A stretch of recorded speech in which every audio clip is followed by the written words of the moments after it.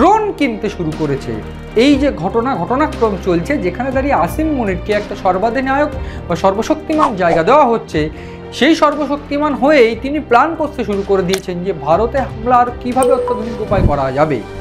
Delhi blast এই সময় হয়েছে এবং দিল্লি ব্লাস্টের সঙ্গে জৈশ-ই মোহাম্মদের একটা যোগাযোগ পাওয়া গিয়েছে, কিন্তু দিল্লি ব্লাস্টের সঙ্গে জৈশ-ই মোহাম্মদের যোগাযোগ থাকা সত্ত্বেও তেমনভাবে ভারতীয় সেনা যে অ্যাকশানে নামছে এই মুহূর্তে দাঁড়িয়ে, সেটা কিন্তু পাকিস্তানের এই মুহূর্তে দাঁড়িয়ে ভয় পাওয়ার কারণ ছিল। কিন্তু এই মুহূর্তে পাকিস্তান সেইটা যেটা করছে সেটা অত্যন্ত গুরুত্বপূর্ণ ভারতের, যেটা আমি বলছিলাম, সিকিউরিটির জন্য।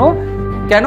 প্রাথমিকভাবে ভারত এই পেহেলগাঁও হামলার পর অপারেশন সিঁদুর করে, কিন্তু অপারেশন সিঁদুরের পাল্টা যখন পাকিস্তান সংঘাতে জড়ায়, তখন প্রাথমিকভাবে বিভিন্ন ড্রোন হামলা থেকে শুরু করে পাকিস্তান বিভিন্ন চীন বা বলা ভালো তুরস্কের থেকে অস্ত্র নিয়ে ভারতের সঙ্গে যুদ্ধ করতে চেয়েছিল বা যুদ্ধ করেছিল বা এক প্রকার সেই সংঘাত চালিয়ে গিয়েছিল। কিন্তু এই মুহূর্তে দাঁড়িয়ে সেই পাকিস্তান এই আসিম মুনিরের বুদ্ধিতে আরও অত্যাধুনিক ড্রোন কিনছে। একদিকে যখন রাশিয়া ইউক্রেন যুদ্ধ চলছে, আমরা দেখেছি ইউক্রেনের অত্যাধুনিক ড্রোনে রাশিয়ায় ভয়াবহ হামলা তারা চালিয়েছে, এবং ঠিক সেই প্রকারের ড্রোন এইবার পাকিস্তান কিনতে চলেছে। এবং পাকিস্তানের সরকারি ডিফেন্স কোম্পানি HIT এবং ইউরোপিয়ান ড্রোন কোম্পানির মধ্যে একটা ডিল ইতিমধ্যে সম্পন্ন হয়েছে, এবং সেই ডিলের মাধ্যম দিয়ে বেশ কয়েকটি ড্রোন কিন্তু পাকিস্তান কিনতে চলেছে। এবং ঠিক সেই ডিল কেন গোপনে হচ্ছে? তথ্য বলছে যে এই ডিল হচ্ছে মূলত গোপনে, তার কারণ এই সরঞ্জাম, এই অস্ত্র দিয়েই, এই ড্রোন দিয়েই ভারতের উপর সংঘাত বা ভারতের উপর সন্ত্রাস হামলা করা আরও সহজ।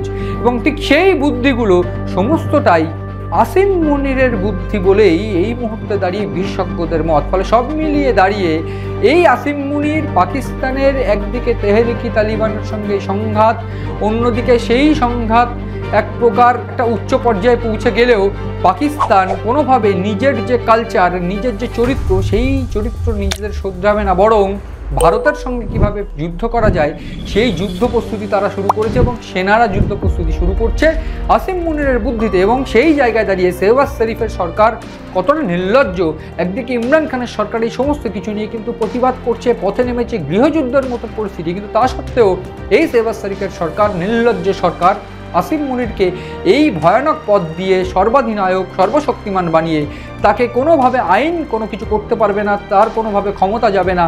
তথ্য বলছে যে এই বিলের মাধ্যম দিয়ে, এই বিল পাশ হয়ে যাওয়ার পর রাষ্ট্রপতি সই করে দিলে এই দেশের, পাকিস্তানের দেশের সর্বশক্তিমান ক্ষমতা আসিম মুনিরের কাছে চলে যাবে, এবং আসিম মুনির হয়ে উঠবে বা সেনা হয়ে উঠবে পাকিস্তানের একেবারে আরও বড় সম্পদ। এবং সেই জায়গায় এবার শিলমোহর পড়ছে, যেখানে আসিম মুনির কোনো অপরাধ করলে তার বিরুদ্ধে আইনি ব্যবস্থা নেওয়া যাবে না, তিনি যতদিন থাকবেন তার মেয়াদ থাকবে।